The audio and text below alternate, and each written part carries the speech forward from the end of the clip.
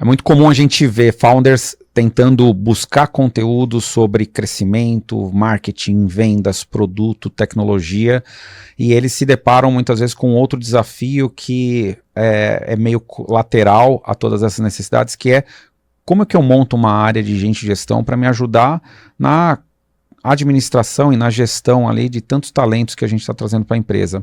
E a gente vai tentar nesse episódio mostrar um pouquinho qual é o momento que você precisa estar atento a isso e como que você implementa uma área de gente de gestão.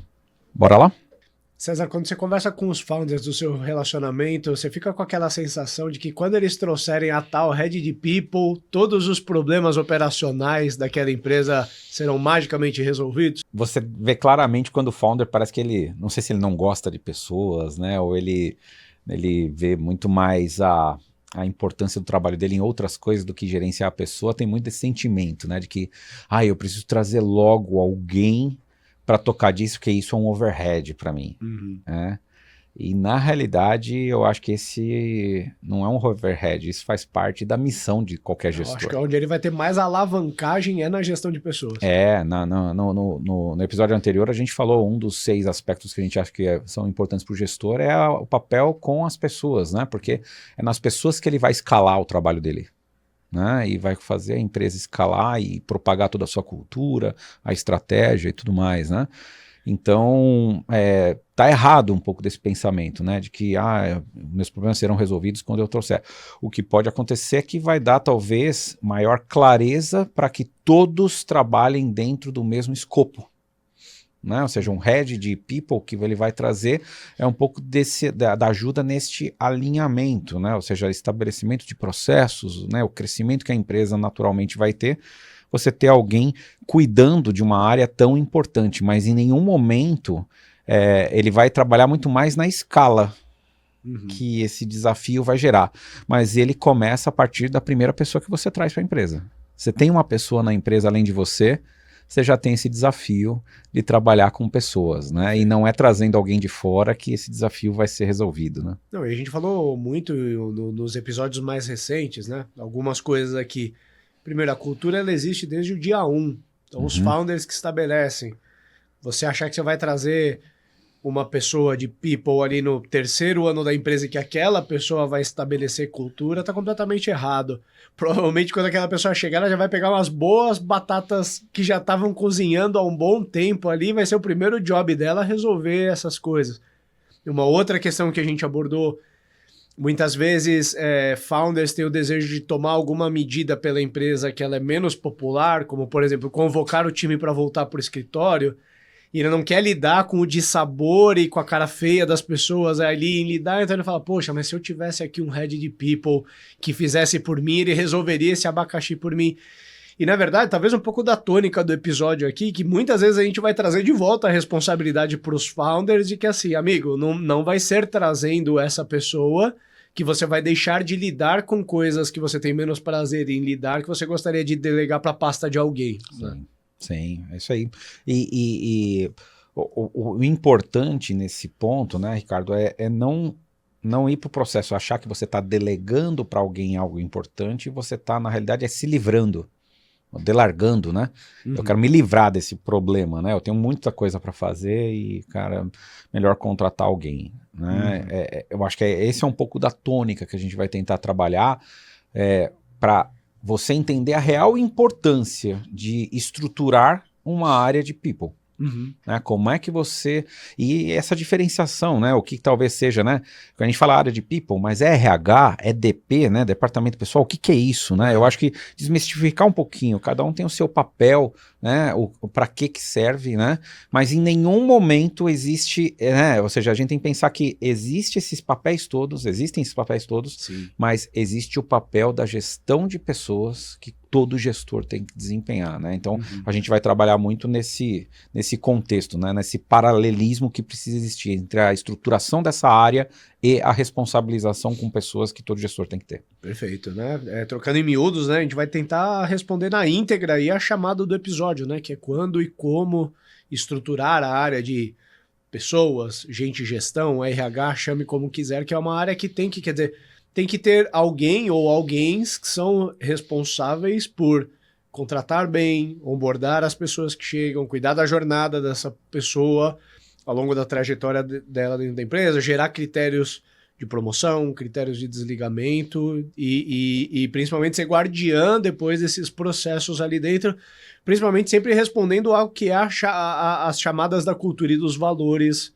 ali da empresa, né? Eu acho que é importante a gente esclarecer que não é uma pessoa, né, salvadora da pátria que vai chegar ali resolvendo todas as batatas quentes que os founders deixaram cozinhando ali durante um bom tempo, mas é sim uma pessoa, vamos dizer assim, um braço direito ou do CEO ou dos founders ali em atuar, em ajudar a perpetuar a cultura da empresa no dia a dia, né? A gente vai destrinchar um pouco tanto quando em termos de momento da empresa, estágio, para não trazer cedo demais, mas também não esperar ficar tarde demais para essa pessoa já chegar com muito problema para resolver. E jogar luz também no como trazer, né? Mais ou menos qual que é o job to be done, quais cascas de banana aí evitar na hora de trazer, algumas narrativas que a gente sabe que não é difícil as pessoas atribuírem, às vezes, responsabilidades erradas nesse papel, né? Então a gente vai tentar trazer um pouco do nosso conhecimento de causa aí. E aí, se você está tomando conhecimento do Startups and Downs agora, saiba que a nossa aqui é construir esse programa que tem a ambição de ser o podcast de cabeceira aí dos empreendedores e acompanhar empreendedores e empreendedoras ao longo de sua jornada, lidando com os ups and downs inerentes aí, tratando principalmente dos downs e dos assuntos mais difíceis e menos glamurosos, normalmente não cobertos nos livros, né, nas histórias de sucesso aí dos grandes empreendedores. Para isso sempre estamos aqui, César e eu, trazendo o nosso conhecimento de causa. Se você já conhece o nosso programa, garante que você já deu 5 estrelinhas para a gente no Spotify, que você já segue a gente no Spotify e no YouTube. E saiba sempre que a melhor maneira de você ajudar o nosso programa a crescer é fazendo ele chegar para mais pessoas. Portanto, se você conhece pessoas que estão vivendo problemas da jornada empreendedora, encaminhe o programa. Esse pessoal vai ter um cardápio enorme de temas para se servir ali. Inclusive, se você ouviu poucos episódios, te convido a olhar no nosso feed ali de Spotify, mais de 100 episódios gravados. A gente já cobriu certamente grande parte dos temas problemáticos que você já precisou lidar. Mas encaminha isso para outras pessoas, que certamente, além de ajudar essa pessoa, você vai estar ajudando aí o programa a existir. E aí, César, quando a gente fala no quando trazer, acho que é importante a gente trazer uma visão mais ou menos de estágios ali, né? Vamos pegar do ponto que a gente deixou na abertura.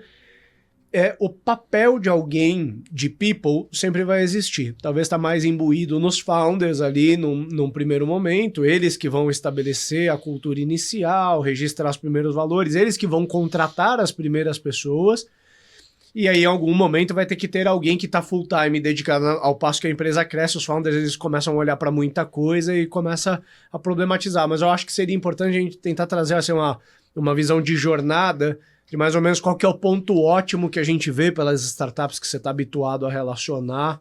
Sim. Eu acho que a primeira coisa aqui, né, vamos pensar, a necessidade, ela nasce a partir do momento que você forma uma empresa e você vai ter o primeiro funcionário. Uhum. Né?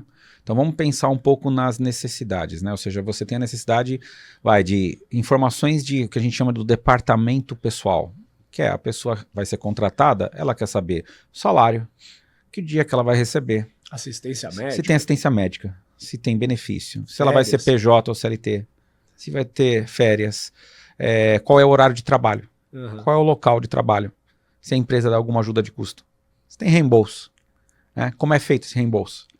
Cara, vai querer saber tudo. Sim. No começo, quando a gente tem lá 10 pessoas, é como se você tivesse o founder e ele tá ao acesso de uma virada de rosto, né? É o WhatsApp do founder, que é o... ou ele tá assim, tá todo mundo numa sala e basta você virar o rosto e perguntar pra ele em voz alta, porque tem lá mais 5, 6 gatos pingados com você, e ele responde ali e já faz o broadcast ali na hora e todo mundo tá sabendo. Então, é o processo feito quase que por osmose, né? Uhum. Você vai falando em alta voz e aí todo mundo está capturando, né? Lógico que o home office trouxe umas dificuldades aí, porque de repente só um pergunta e aí você tem que publicar em algum lugar, né? Mas, ou seja, o que é importante, a primeira coisa é no tempo zero já tem essa necessidade. E aí começam a ter outras necessidades, ou seja, a pessoa falta. Cara, como é que você vai trabalhar? Eu tenho que saber se a pessoa está chegando no horário ou não, né? A pessoa está fazendo o descanso que tem que fazer.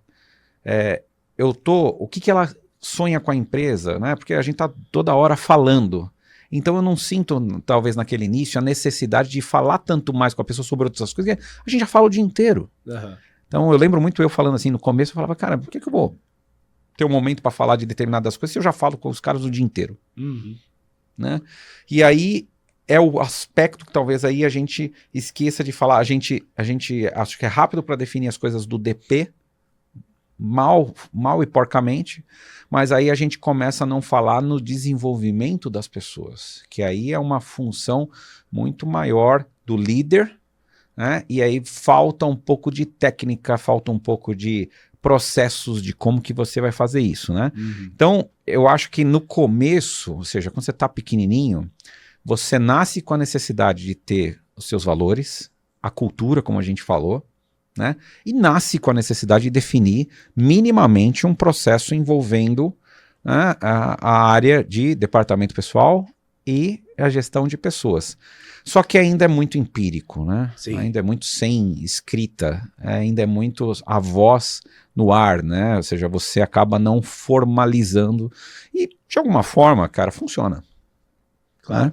Funciona. A empresa ainda é tem pequena. a clareza de que assim, o papel e a responsabilidade existem. Talvez só não tenha alguém que é full time dedicado àquilo, mas alguém precisa olhar, que seja uma janela de tempo de um dos founders ali por semana de ter o cuidado de fazer esses processos acontecerem. O que se abdica muito no início, que eu acho que é o complicado, é o acompanhamento do desenvolvimento das pessoas. Sim. Porque como você está muito intensa, né, você como founder, você está intensamente vivendo aquele negócio com os outros, você não vê a necessidade de, cara, o que mais eu preciso fazer? Sim. A gente já está trabalhando o dia inteiro junto. Né? Mas sabe que tem uma característica daí que, assim, as primeiras pessoas que normalmente embarcam no startup, elas são quase tão empreendedoras quanto, talvez elas não tomaram todo o risco dos empreendedores, mas elas pularam no precipício e vão descobrir se o paraquedas abre tanto quanto os empreendedores. Elas só não estavam no isolamento no hospício, né? Mas isso, o founder estava no isolamento no hospício. Muro, mas estava ali colado, né? Isso, é isso.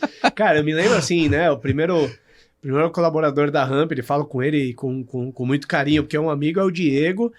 Foi o primeiro vendedor da Ramp. Eu me lembro que eu ainda não estava com vagas abertas, porque a gente tava numa questão que eu contei várias vezes, né? No momento assim de caixa que eu tava encerrando a minha empresa anterior, então lidando ainda com as despesas da empresa anterior, tudo que eu não queria naquele momento era assumir novos compromissos. Eis que um grande amigo empreendedor fala assim, você tem que almoçar com esse cara, um vendedor muito bom, ele saiu de onde ele estava, pelo menos almoça com ele. E aí fui eu e o Diego almoçar. No almoço o Diego, poxa, mas como eu ainda não tô em nenhum lugar, queria saber se depois do almoço eu posso voltar com o escritório com você e para conhecer como que é. E aí depois do almoço ele voltou pro escritório comigo. Quando o dia foi acabando ele perguntou se podia voltar amanhã. E cara, curiosamente ele trabalhou uns 10 dias comigo e a gente não tinha acertado o salário, não tinha definido nada.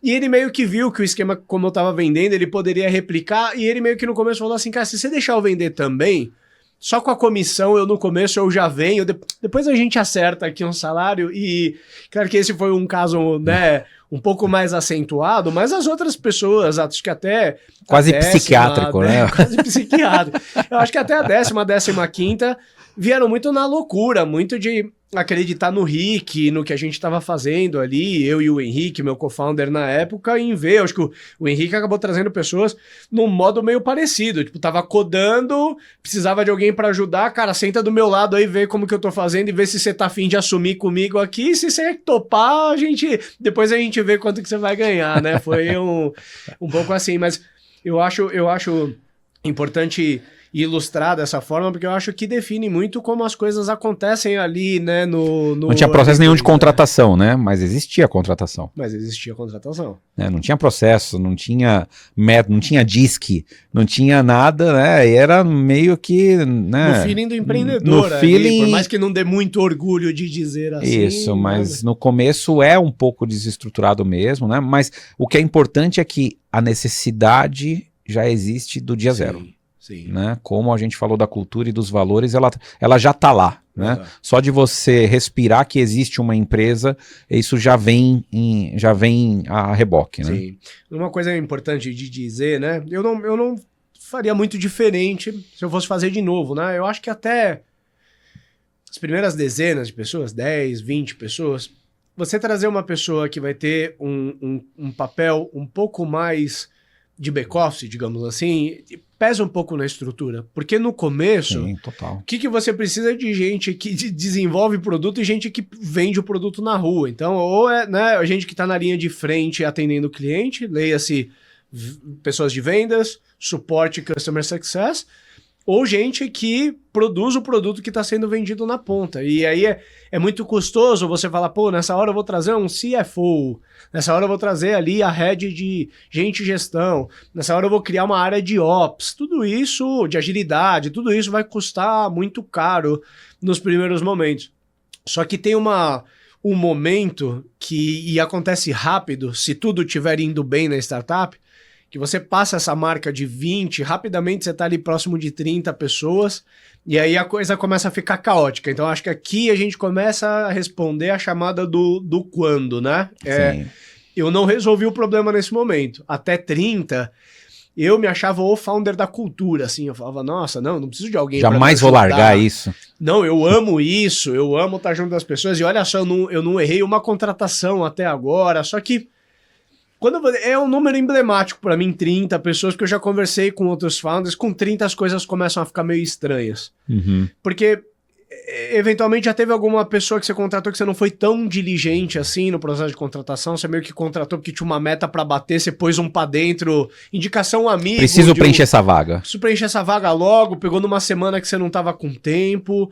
Uma galera que entrou e que você já não conseguiu fazer aquele onboarding com aquela qualidade, você falou, meu, senta aí e vê o que os outros estão fazendo ali que você aprende. O nosso contratrômetro, né? Se existisse isso, né? Ou seja, ele começa a descalibrar, né? Ah, bem. Porque os primeiros que você contrata, você vai acertando bem, né? Sim. É interessante, no começo, né? Já passei por esse processo 2 vezes também e, cara, você vai e contrata bem. Muita gente da sua rede de relacionamento mas a partir do momento, acho que mas a partir do momento que você começa a contratar, é como se fosse, né, as vendas, né? Você vai vender com quem você conhece, depois você tem que ir para mercado prospectar. E aí na prospecção você começa a ver que você não é um sniper. Porque tem que ter método. Né? Antes você fazia de forma empírica, no segundo momento tem que ter um pouco de método. E aí você fala, opa, eu não tenho método, eu não sei direito como fazer, tô fazendo cagada aqui, né? Isso. Você começa a ter, assim, cada área, começa a ter ali suas 3, 4 pessoas. Aí você começa a ter algumas pessoas que são líderes emergentes. E você, como founder, precisa confiar em algumas pessoas. Então, às vezes, você não deu um título de liderança para alguém, mas você já começa a tratar alguém como líder. E aí as outras pessoas... E aí, Rick, eu preciso entender, o fulano é meu chefe ou não é? Porque tem hora que ele chega para mim falando sobre... E eu vejo vocês falando na sala fechada ali de vez em quando, para mim não tá claro, é meu chefe ou não é? Esse é um primeiro conflito. O outro conflito são as tretas entre áreas. E o founder não tá ali o dia todo para endereçar, né? Então... Ou o cara te chama para almoço, né? Geralmente é assim, né? A gente pode almoçar, cara, tem um assunto para falar com você. E aí você não tá afim. E você não tá afim, porque já tem um monte de coisa para você resolver. Ou você já dá aquela solução simplista, né? Manda embora, troca, né? Tá errado, tá certo. Ou você já julga. Ou evita a conversa, né? Você já começa meio que falar, não quero me envolver com isso, né? E aí você começa a perder a mão, né, da gestão de pessoas aí, né? Idealmente, tá? Se o mundo fosse perfeito, na medida que a empresa ela começa a se estruturar, tanto em áreas, vamos dizer assim, né? Ela começa a ter uma multiplicação horizontal. Tem uma área de marketing, uma área de vendas, uma área de CS, e uma multiplicação também vertical. Então você começa a ter claramente, você tem os founders estão num nível hierárquico, você começa a ter uma gestão intermediária ali entre os founders, e claramente a empresa ela já tem 3 níveis.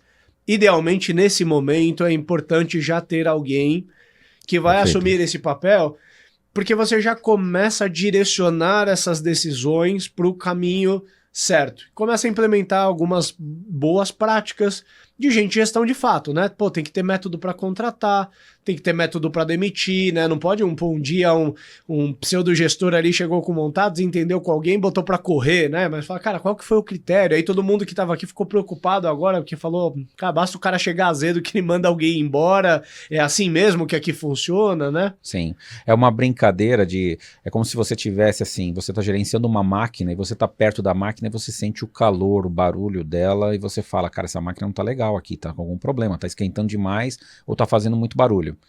À medida que você tem 50 máquinas, você não consegue passar por todas elas, e aí você precisa ter estrutura.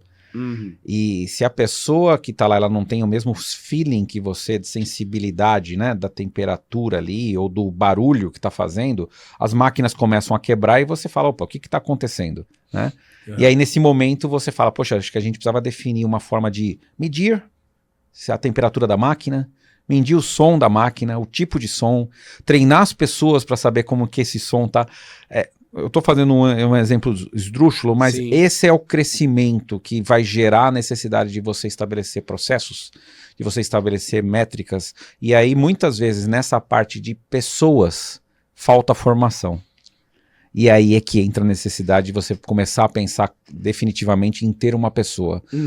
Não que ela vá ser a pessoa que vai percorrer as 50 máquinas para ver se todas as máquinas estão quentes, frias, ou se estão com o barulho certo ou correto.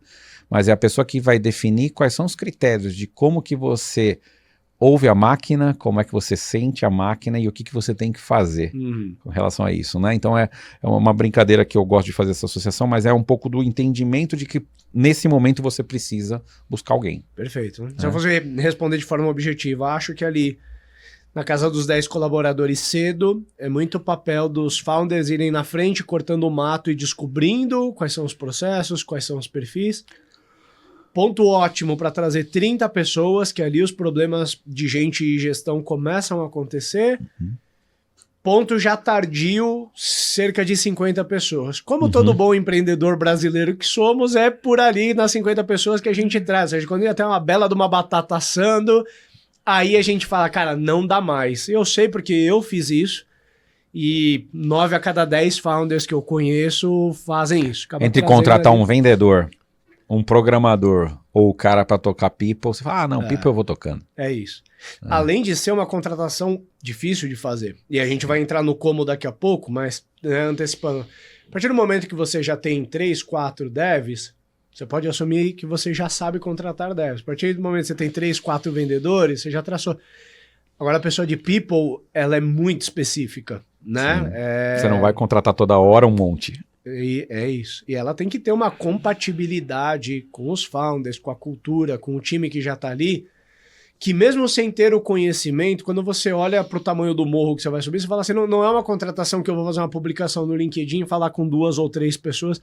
Eu vou ter que realmente ficar imerso nesse assunto. E eu fiz essa contratação 2 vezes e posso dizer que não é um negócio de dias, é um negócio de meses para encontrar...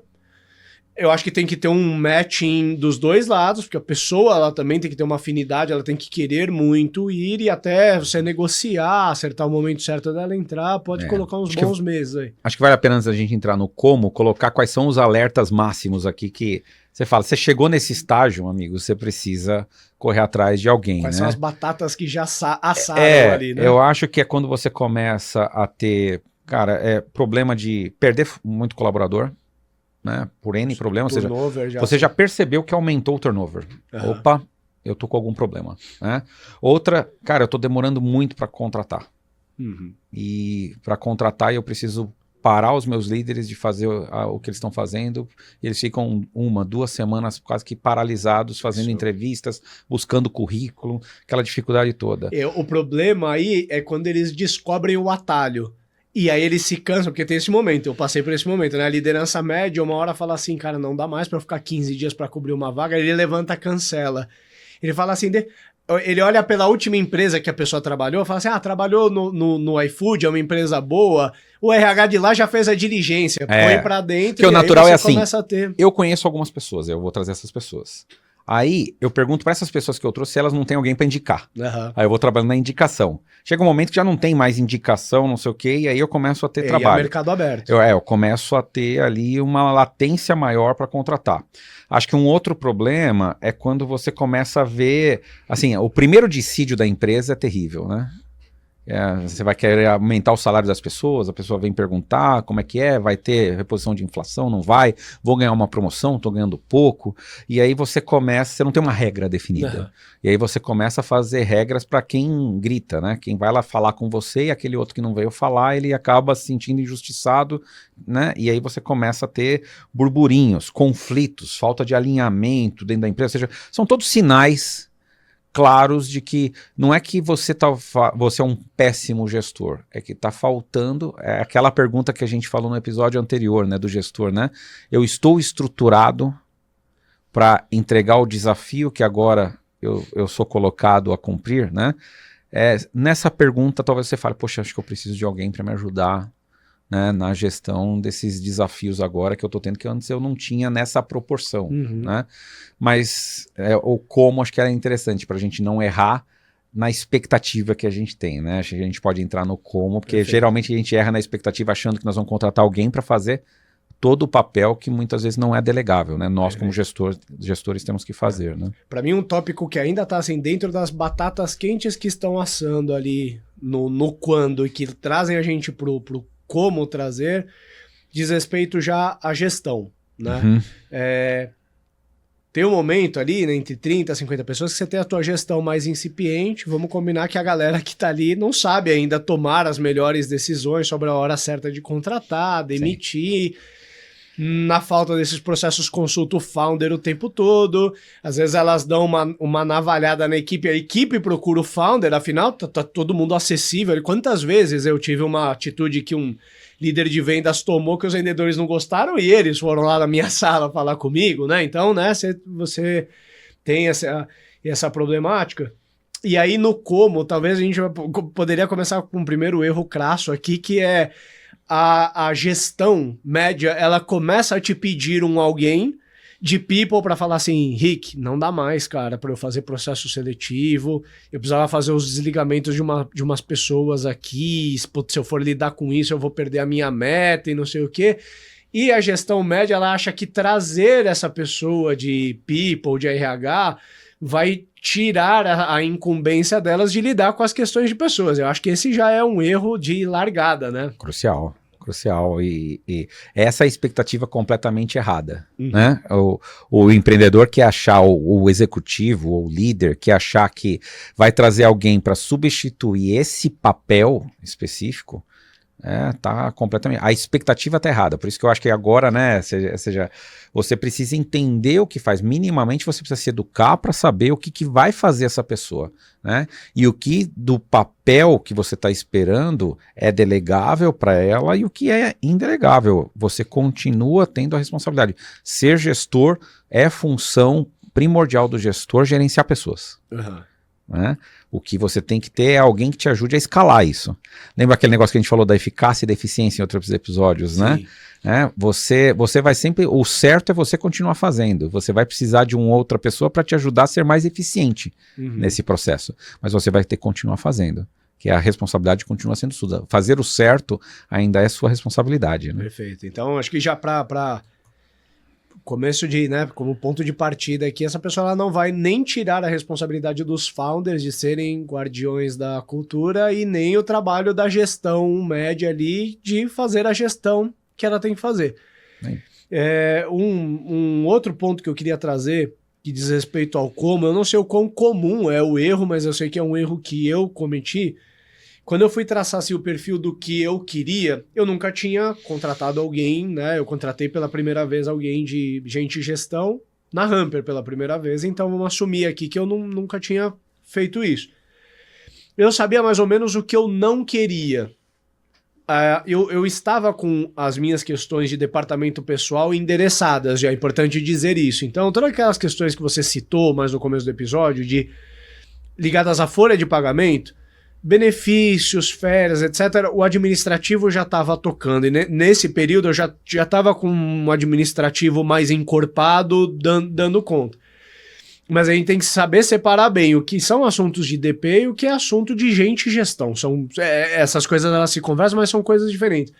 E naquele momento, eu tinha muito um estereótipo assim, eu não quero trazer alguém de RH. E aí me perdoem pessoas de RH, eu sei que existe inclusive essa discussão em outras linhas de comunicação que não é tanto a nossa, do papel do RH, do quanto que o RH ficou defasado. Na minha concepção, eu não queria aquela área de RH um pouco mais convencional, que vai tentar resolver, poxa, acho que o time está se comunicando um pouco, vamos promover ele com um café da manhã uma vez por mês para a galera. E eu falei, poxa, não é isso que eu preciso. Eu preciso de uma coisa, uma área mais atuante. A gente já tinha rituais de gente em gestão, a gente só não tinha alguém já capitaneando aquilo e eu já não estava mais ali full time para suportar. E aí, eu acredito que com receio de acertar em um extremo, que seria esse RH com uma característica mais administrativa, eu acabei acertando um pouco no extremo oposto. E aí, no extremo oposto, eu traria assim, dentro do assunto people, a gente pode encontrar pessoas, né, que vão trazer para dentro da empresa bandeiras que são inerentes do assunto gente, do assunto social. E a empresa ela tem que avaliar o quanto que ela está pronta para lidar com aquelas pautas e o quanto ela consegue priorizar aquelas pautas. Porque se ela trouxer alguém que vai evidenciar muito essas pautas, aqui eu estou falando de diversidade, de inclusão, de causas sociais dentro e fora da empresa, que às vezes uma startup de 30 pessoas que está ali lutando para sobreviver, poxa, ela adoraria ajudar um pouco mais em uma determinada causa ou trazer pessoas de um certo grupo social com um volume um pouco maior, mas ela tá lidando com questões de tá respirando de canudinho ali, às vezes, né? E eu vejo relativamente comum, e eu passei por isso, eu acabei trazendo numa primeira experiência uma pessoa que me acabou ajudando menos no que era a minha expectativa de criar o arcabouço de gente e gestão para me ajudar a contratar melhor, fazer melhor um onboarding de mais qualidade, criar critérios para promoção e desligamento, porque essas coisas estavam muito subjetivas e muito na mão da gestão, e eu acabei tendo assim, a primeira característica de área de people da Humper, eu diria, acabou não olhando para essa parte, que é onde eu acredito que eu tinha um problema, e acabou me abrindo outros problemas que eu não tinha, porque a gente começou a falar sobre coisas que de fato eram problemas que a gente ainda não tinha resolvido. Naquele momento a Humper não era uma empresa diversa, não era uma empresa inclusiva, mas não era porque a gente não ligava para isso, era simplesmente porque dentro daquela máxima que eu fui contratando gente dentro da minha rede de relacionamento, eu fui trazendo gente do meu bairro, pessoas relativamente parecidas comigo em termos de classe social e por aí vai, e acabei ficando com problema de outras pautas que naquele momento a gente não tinha nem maturidade para lidar e para discutir, né? Então eu apontaria nesse como desenhar muito bem. Eu tô tentando dar dois extremos aqui, né? Um extremo muito administrativo, um extremo muito social. Talvez o que uma startup nesse estágio precisa é alguém no meio do caminho que vai olhar para os dois, sabe navegar nos dois, mas que tem um exercício mais prático de ajudar a construir esse arcabouço aí que eu falei, de contratação, onboarding, promoção, desligamento, jornada como um todo. Eu acho que nesse ponto que você coloca, né, muita empresa erra mesmo nisso, e eu acho que é natural porque a gente talvez não tenha formalização, talvez, do que a gente quer e o que a gente não quer. Talvez para contratar a gente acha, pô, se a pessoa fala, como a gente não desconhece, né? Vou falar por mim, acho que você teve um pouco disso. Eu desconhecia o que era a rotina de uma pessoa de people. Uhum. Então, na hora de contratar, como eu desconheço, se a pessoa fala que ela já trabalhou num lugar e ela conhece isso, eu não tinha... nas minhas experiências que também foram frustradas em algumas vezes, eu não escrevi, eu não parei em nenhum momento para escrever aquilo que eu achava que ele deveria fazer, o que deveria ficar comigo e com os líderes, e aquilo que eu não queria. Uhum. Para deixar isso claro e na contratação, explorar com a pessoa e até absorver, já que eu não sabia o conhecimento, né? Outra coisa, né? Na maioria das vezes eu liderei, mas teve vezes que eu deixei meio que terceirizei para a pessoa da administração contratar essa pessoa. né? Sim. E é importantíssimo que você como founder, né, ou você como empreendedor, né, ou CEO, né, o principal executivo da empresa, que você contrate essa pessoa. Desse ponto eu não tenho dúvida, César. Você Você tem que contrate. contratar e essa pessoa tem que ter um reporte direto com você. Isso. Jamais colocar essa pessoa dentro de alguma área de back-office que você fica alheio ali. Então o que eu faria aqui é, primeiro, você contrata, né? Segundo, já que você não conhece, a maioria das pessoas não vai conhecer, vai ser uma empresa de RH e você já sabe tudo que tem que fazer, mas escreva o que você acha que ela tem que fazer, o que você acha que não é delegável, o que você tem que continuar fazendo e a liderança, né? E o que você acha não quer, que comportamentos você não quer. Né? E a partir daí você começa esse processo de entrevista e contratação. Eu acho que isso facilita, né? Talvez esse caso mesmo que você falou, né? Ou seja, talvez se tivesse explorado um pouco mais, teria já reconhecido, né? Mas talvez não tinha tudo escrito, né? Acho que tem um pouco disso, né, Ricardo? Faltou talvez um pouco de processo até para fazer esse procedimento, porque né, não se conhecia, né? Esse processo, né? Eu acho que eu fui muito por esse caminho de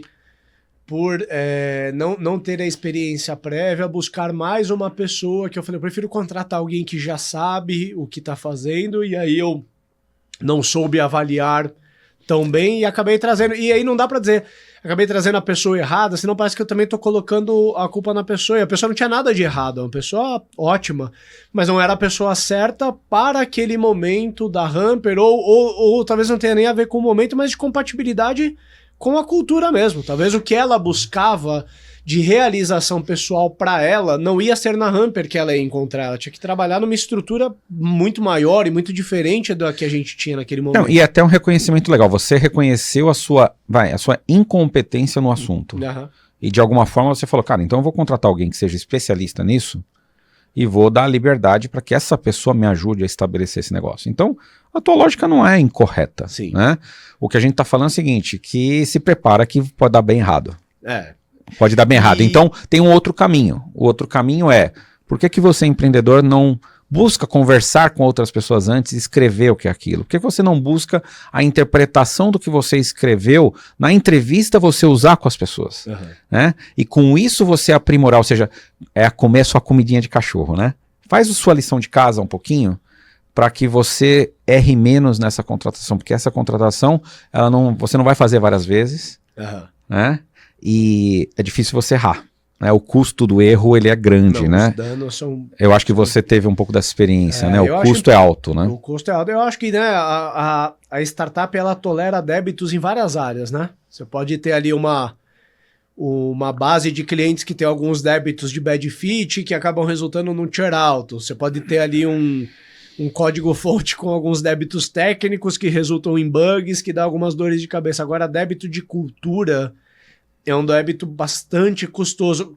Todas as pessoas, e aqui não restrito a pessoa de gente e gestão, qualquer pessoa que em algum momento ela depõe contra a cultura da empresa, o dano que ela eventualmente causa, mesmo ela não tendo intenção de causar um mal, né? O dano não termina quando aquela pessoa vai embora. Muitas vezes aquilo fica impregnado, né? Quando você tem uma pessoa que tem uma inferência maior, um poder maior sobre a cultura, se você trouxer uma pessoa errada, e aqui não entrando no mérito do meu caso, mas trazendo como um caso genérico, se você trouxer a pessoa errada e der autonomia para ela do assunto de gente e gestão, tua cultura é sua pasta agora, você contrata, você demite, se você achar que tem líder errado aqui, você tem autonomia para fazer, e aquela pessoa fizer um padauê dentro da sua empresa, depois você vai passar, eu diria, uns bons anos arrumando depois aquele dano que foi gerado ali. Essa é a diferença, a gente já brincou em vários episódios, do delargar e do delegar, né? Uhum. O delargar é você dar a chave da sua casa para a pessoa e nunca mais voltar lá ou voltar depois de um ano para ver o que aconteceu. Uhum. Né? O delegar é você dar e acompanhar, né? Você deu a chave, mas você vai lá toda semana, acompanha, vê o que está acontecendo, vê se está tratando direitinho as coisas, está molhando as plantas, está cuidando do cachorro e se está fazendo o negócio correto, né?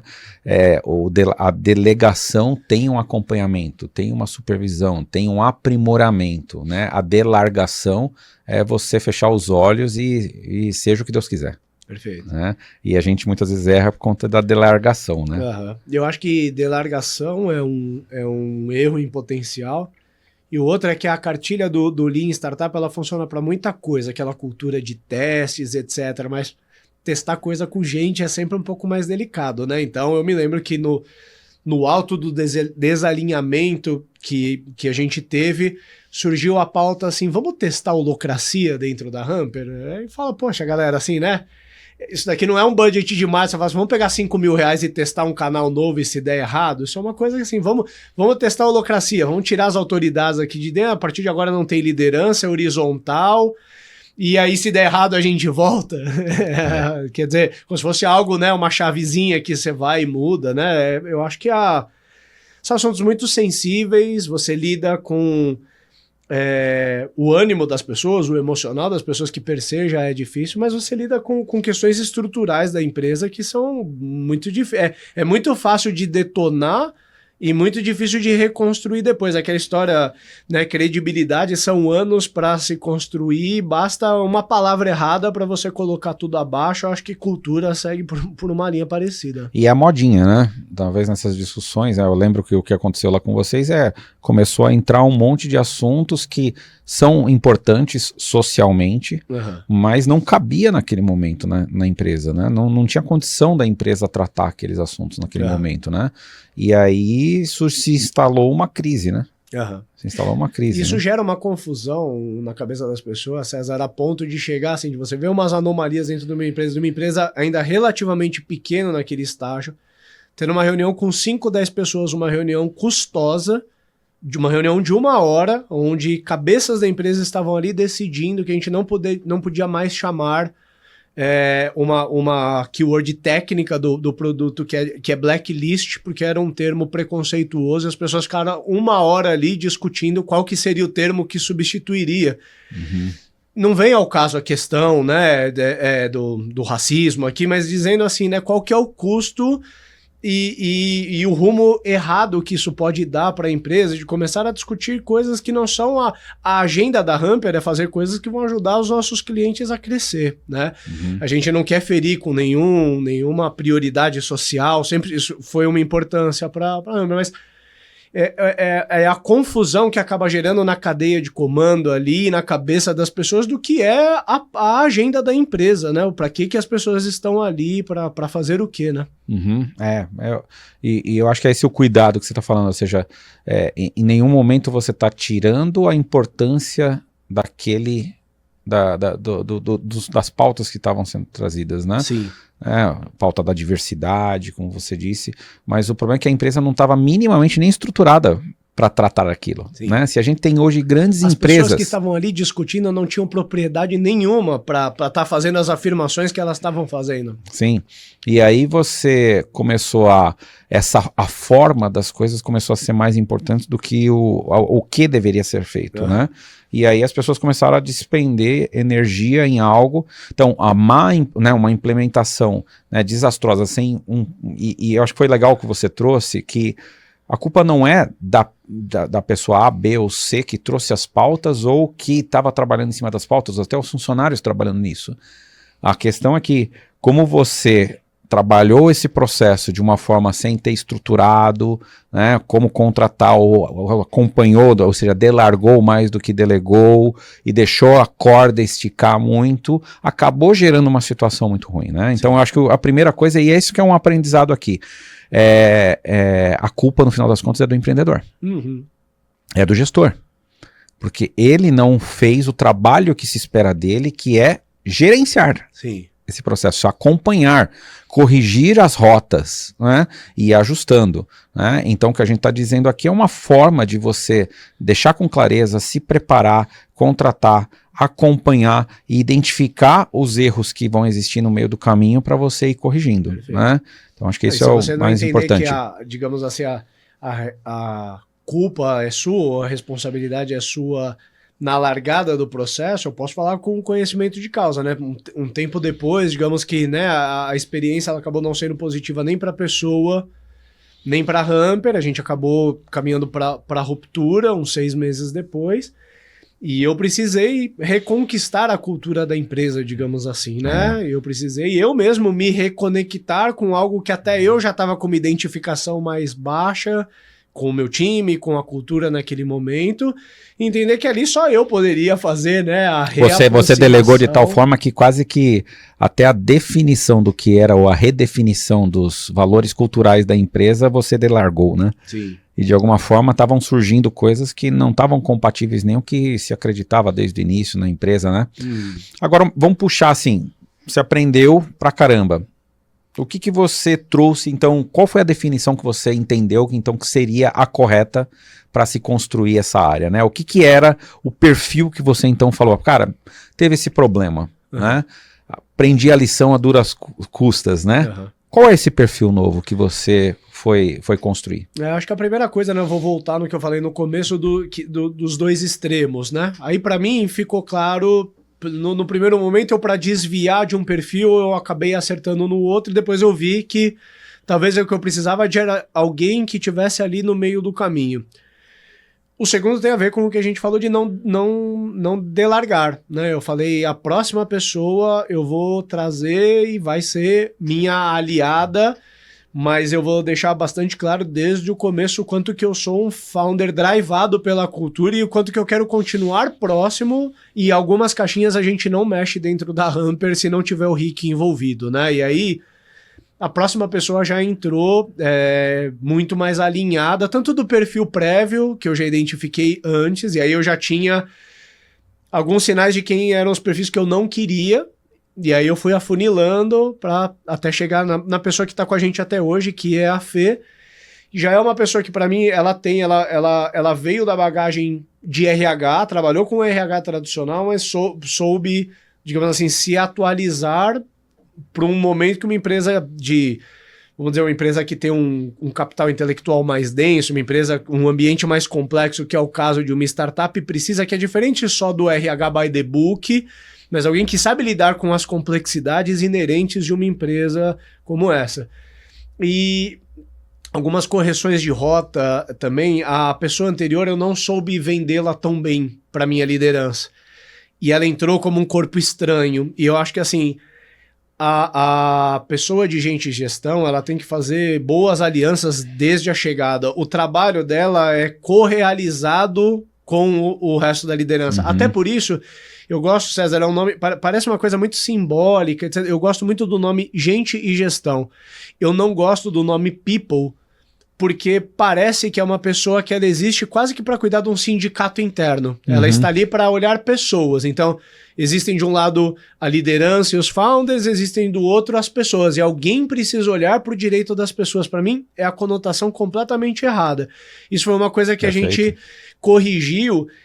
E eu acho que o assunto gente e gestão olha para os dois. Ela está ali para servir de apoio à gestão, instrumentalizando a gestão a gerir melhor. Não é empoderar a gestão com chicote, é empoderar a gestão com instrumentos profissionais de gestão. Aqui eu estou falando de contratação, onboarding, critérios para desligamento, critérios para promoção, mas olhar também para o assunto gente, porque as pessoas elas têm demandas específicas que nem sempre o líder direto daquela pessoa é a melhor pessoa a tratar, nem sempre o founder é a melhor pessoa a tratar. Então ter alguém que olha também para as questões das pessoas ali dentro também é fundamental, mas tomar cuidado para não pesar nem tanto para um lado, nem tanto para o outro, e eu acho que o mais comum é pesar muito para esse lado de people, como eu falei, né?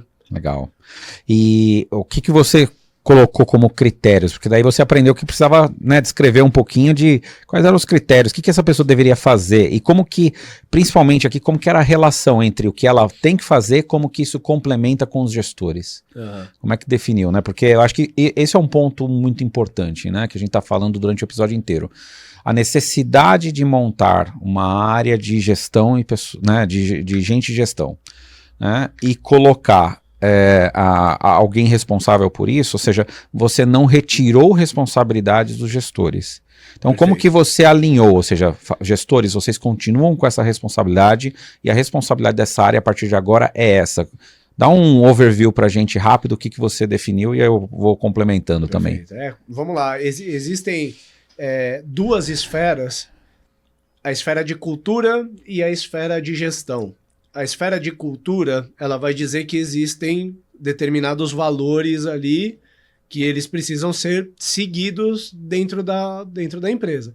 Existe a esfera de gestão, que olha ali para as pessoas que têm resultados para entregar, olha para o capacity do time, então está constantemente, poxa, eu preciso recrutar para garantir que eu tenho capacity suficiente, eu preciso dar capacitação para essas pessoas para que elas saibam o que tem que fazer. Eu preciso desligar quando a pessoa não está performando, e eu preciso promover para passar uma mensagem importante que quem está performando é reconhecido até aqui. Quando essas duas esferas elas são descasadas, os critérios eles são completamente subjetivos. E aí você tem dentro de uma mesma empresa áreas que demitem por critérios completamente diferentes. E aí você não tem uma cultura que reina. Durante um bom tempo, o founder ele é capaz de ser essa argamassa que conecta esses dois mundos. Só que uma hora o founder ele tá em fundraising, o founder ele tá lidando com assuntos financeiros, o founder ele não consegue mais estar full time ali. E eu acho que essa pessoa, ela vem nesse momento e ela faz ela dá a liga, ela veste os valores da cultura dentro dos métodos de gestão. E aí, para trocar em miúdos, vai ficar muito simples. Quando eu vou contratar, para não ficar subjetivo, o que é uma boa pessoa para Humper? Uma boa pessoa é uma pessoa que está alinhada aos valores e comportamentos que estão decretados na cultura da empresa. O que seria um critério de desligamento para uma pessoa? É uma pessoa que de alguma maneira feriu algum dos valores ou alguns dos comportamentos da empresa, sendo um dos comportamentos esperados performance. Então uma pessoa que não performa, está claro para ela desde o início que se ela não performar, ela não vai ter espaço dentro da Humper. Então tira um pouco da subjetividade e acho que cria uma intersecção maior entre essas duas esferas que eu falei. Legal. Eu acho que a gente pode ir aterrissando aqui, né, o nosso episódio para a gente entrar nos ups and downs. Eu queria reprisar alguns dos pontos que eu acho que são importantes para a gente fixar com todo mundo, né? Uhum. A primeira coisa que acho que você falou, né, a pessoa de gente de gestão, ela não vai substituir o papel dos líderes. Perfeito. Né?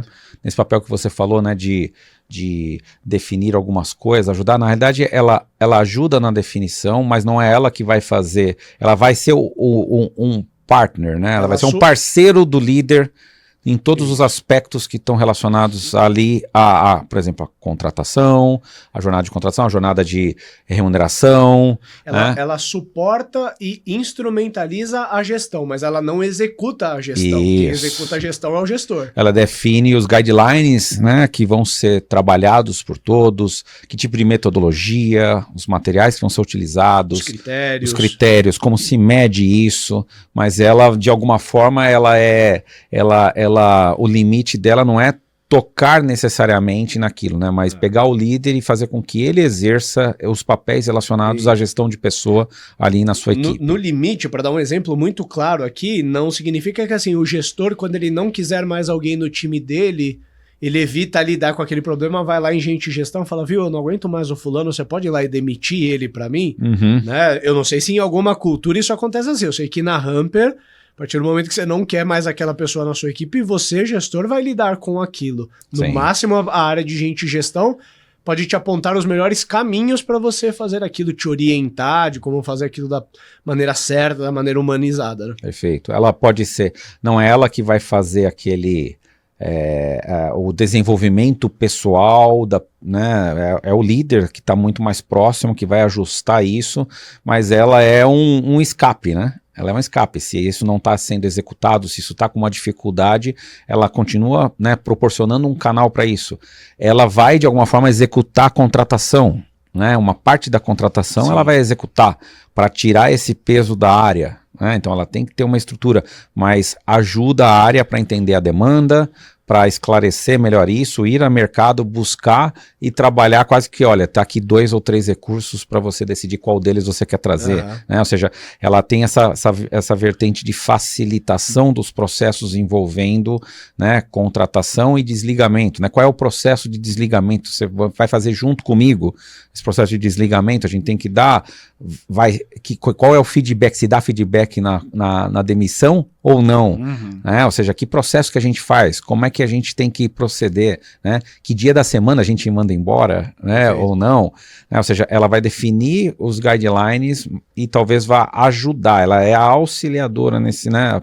Essa área vai auxiliar nesses processos, né? Então, acho que é importante, por isso que é super legal essa discussão, porque a gente está, de alguma forma, escrevendo algumas coisas que todo empreendedor precisa descrever para saber o que está esperando dessa pessoa, né? Os frameworks adotados, né? Ou seja, né, talvez você não conhecesse todos os frameworks, né? Vários daqueles que foram implementados, né?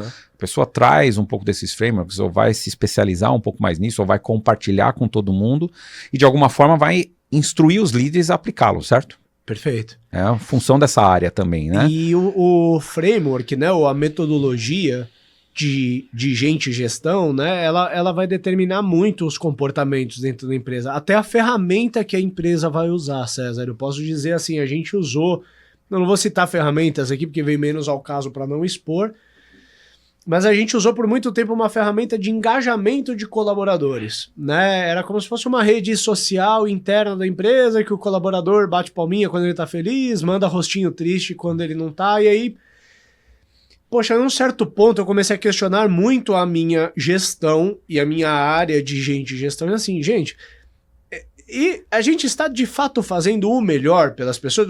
Isso nos ajuda a desenvolver as pessoas, garantir que essas pessoas elas são pessoas melhores no trabalho amanhã? Ou isso é uma ferramenta que coloca a gente para correr atrás da bola? Porque a partir do momento que um colaborador dá um rostinho triste, você tem que ir lá e tentar entender, porque também se ele dá um rostinho triste e ninguém faz nada com aquilo, para que tem a ferramenta? E eventualmente eu via que muitas vezes os gestores, eles não estavam indo em busca de coisas que resultavam no trabalho ou no resultado do trabalho. E muitas vezes assim, o colaborador ele não estava feliz. E não era nada que tinha a ver nem com o gestor e nem com a empresa. E aqui eu não quero dizer que se a pessoa não está feliz não importa, não é isso, mas a principal atribuição do framework de gestão da empresa não pode ser identificar se as pessoas estão felizes ou tristes e começar a tomar decisão com base nisso. Então, num certo ponto a gente viu que o caminho não era esse e a gente trocou para uma ferramenta para nos ajudar a fazer gestão de fato. Então, para nós, o melhor serviço que a gente presta para os colaboradores da Hamper é desenvolver as pessoas. Para mim, sempre teve muito claro. E que está alinhado à cultura. A gente não vai conseguir deixar todo mundo feliz, César, né? E tem gente que às vezes não tá feliz por uma questão dela, não tem nem a ver com o trabalho, e aí diz um pouco menos respeito a gente, mas uma coisa que a gente pode fazer de forma intencional é pegar uma pessoa jovem, uma pessoa que teve menos oportunidades no mercado, aquela pessoa entrar e ter oportunidades reais de se desenvolver. Isso é uma coisa que, modéstia à parte, a gente fez bem. E aí, instrumentalizar isso a partir de ferramentas e métodos é o que tem nos ajudado. Então, a gente mudou da ferramenta de engajamento para uma ferramenta que ajuda a gente a aplicar a avaliação de desempenho. A gente tem feito isso de forma trimestral. E a gente faz a avaliação de desempenho a partir de 3 dimensões. Uma que são os valores da empresa. Então a pessoa ela é sempre avaliada de acordo com os 5 valores da empresa. Ela vai receber uma nota, se eu não me engano, de 1 a 5. Depois ela tem 5 comportamentos esperados da área, que seriam como se fossem soft skills, digamos assim, que daí da pessoa desenvolvedora é bem diferente da pessoa de vendas, etc., e 5 critérios ligados à performance da pessoa, que às vezes é mais ligado a hard skill quando é uma área mais técnica, às vezes é mais preto no branco quando é no caso de vendas. Isso reaprumou muito a maneira como a gente faz gestão, porque você tira toda aquela subjetividade, aquelas conversas paralelas assim, fulano não é bom, fulano não trabalha direito, mas assim, com base em que percepção, em que sentidos que a gente está dizendo isso. Então, quando a gente roda isso numa avaliação de desempenho, eu como founder também tenho um pouco mais de argumento de, às vezes, uma pessoa encurralava um gestor porque queria um aumento e o gestor repassava isso para mim. E aí, às vezes, eventualmente, alguém vem conversar sobre um reconhecimento, eu puxo na avaliação de desempenho, mas você está pleiteando um reconhecimento para uma pessoa que você mesmo não avaliou ela tão bem no último ciclo. Quer dizer, eu estou dando exemplos aqui, inclusive a contratação. Se a gente já definiu, a partir da avaliação de desempenho das pessoas, qual que é o perfil de pessoa que cresce dentro da Humper, que performa dentro da Humper, quando a gente vai buscar no mercado, por que a gente busca pessoas diferentes daquelas que performam? Percebe que isso cria assim, uma espinha dorsal dentro da empresa que faz um bem danado, né? Sim, sim. Ah, muito bom. Vamos passar para os ups and downs? Bora. Puxa um primeiro down aí. Então vamos lá. Eu acho que a gente falou muito aqui e eu quero reprisar que para mim o principal down é a delargação. Né? Você erra porque você não define o que você espera e aí você, até na boa vontade de, como eu não sei o que não sei, né? Então como eu desconheço muito desse assunto, eu vou trazer alguém que é especialista nesse assunto e vou entregar essa chave na mão dele e deixa ele tocar, né? E eu acho que isso é uma fórmula para dar muito errado. Né? Então, é algo que os líderes, e principalmente né, os empreendedores, né, os founders, eles precisam puxar para si. Eles precisam se desenvolver nisso, eles precisam aprender. Né? Eu errei bastante nisso. Eu fiz pouco da minha lição de casa nisso. Então, eu errei muito nesse negócio. Então, eu tive que aprender muito pela dor. Né? Eu acho que tem um caminho muito mais bacana de você não aprender pela dor. Perfeito. Para mim, um down, e né, eu teria evitado isso com a experiência que eu tenho hoje, é deixar essa área, ficar com a característica de área de people que eu falei e ficar fazendo um trabalho muito contencioso, César. Quando eu digo contencioso, assim, a partir do momento que você tem 50 pessoas e você passa a ter uma pessoa que ela é responsável pelo assunto people, as pessoas vão querer levar todas as lamúrias dela para aquela pessoa. E aí aquela pessoa, muito rapidamente, se torna uma psicóloga interna ou alguém, às vezes ela não está nem preparada para lidar com aquela carga emocional que ela vai receber. Às vezes ela ainda não tem maturidade para depois chegar em casa e se limpar daquilo e brincar com os filhos dela e dormir à noite. Isso pode ser destruidor tanto para a pessoa quanto para a própria empresa, né? Então eu acho que é um pouco inevitável, tá, esse caminho de ir para o contencioso, mas quanto mais conscientes os founders, a pessoa de gente de gestão estiver de que assim, olha, talvez num primeiro momento vai ter um trabalho contencioso a fazer porque já tinha as batatas assando, que a gente falou, mas tão logo a gente resolva, não vamos ficar nessa posição contenciosa, a gente precisa conseguir assumir as rédeas e em algum momento a área de gente de gestão dar as cartas. Não significa fechar a porta porque as pessoas querem trazer. Mas de verdade, cara, se você deixar as portas abertas, você vai se assustar com o teor de coisa que cada colaborador é capaz de levar para a área de people da empresa, coisas que eu diria que assim que não tem absolutamente nada a ver com o trabalho e para mim o papel daquela pessoa definitivamente não é fazer isso. Legal, legal. O meu up aqui é um pouco de... o Startups and Downs tem umas vezes a gente fica confessando nossos pecados aqui. Né? Sim. Então, eu acho que eu fiz muito disso, ou seja, na minha época, quando eu comecei lá em 96, ou seja, a internet estava engatinhando, então o acesso que você tinha à informação é muito diferente do que a gente tem hoje, né?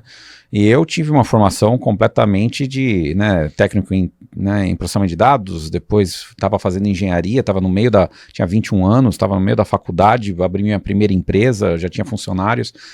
O que me ajudou a ser um gestor foi que eu tive uma experiência muito grande até na própria igreja, ou seja, eu tinha papel de liderança na igreja desde moleque. Então eu acabei sendo exposto a coisas que me levou a saber tratar pessoas bem, a saber desempenhar a liderança, saber pelo exemplo ajudar as pessoas, mas eu não tinha formalização das coisas, eu não sabia como formalizar as coisas, então era muito empírico, tudo muito empírico. Então eu mais acertei na sorte do que na competência mesmo, né? Se for falar claramente nessa área, foi muito na sorte, né, do que não numa competência adquirida, mas talvez numa competência nata, na sorte, é o que aconteceu ali comigo, né? Mas eu admiro muito, eu acho um up, são empreendedores que são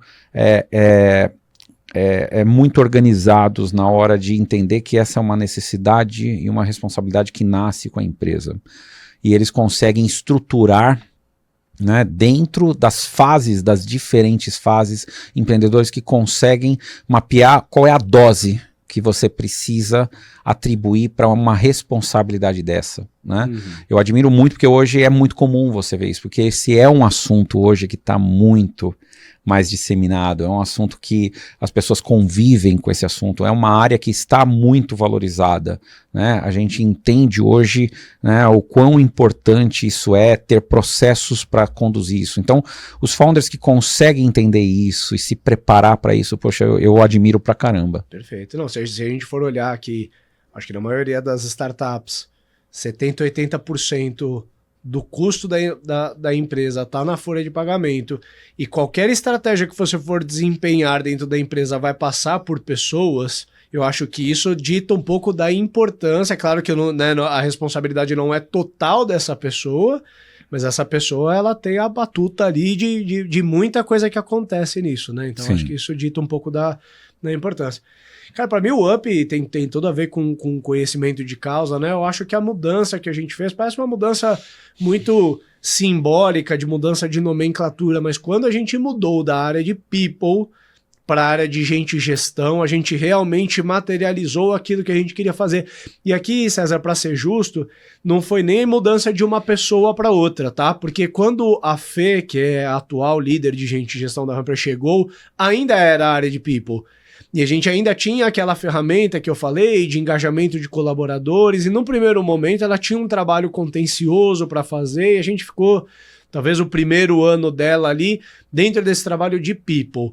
Ela ouvindo muitas lamúrias dos colaboradores e efetivamente conseguia ser menos estratégica em apoiar a gestão a desenvolver os colaboradores, a fazer a equipe performar mais.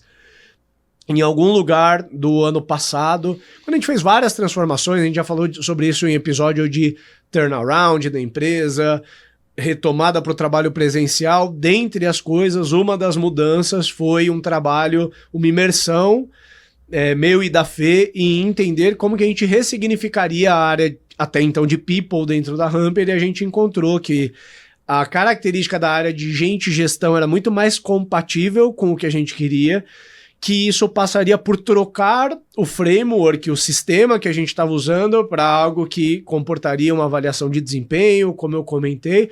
E o mais bacana disso tudo é que a gente não precisou trocar a pessoa, porque daí ela conseguiu fazer muito bem assim, a transposição daquele momento de entender que o papel dela ia mudar, e hoje, fazendo o papel de gente e gestão ali, tá mandando super bem, e acho que é um capítulo superado. Longe a gente de ter resolvido todos os problemas de gente e de gestão da Humper, mas hoje muito mais satisfeito e muito mais alinhado com a cultura que a gente tem. No jogo que você tá jogando agora e na fase que você tá adequado, né? É isso. Próximos desafios virão. É isso, cara. É isso aí. Muito bom. Muito Valeu, bom. César. Valeu. Um abraço, cara. Até.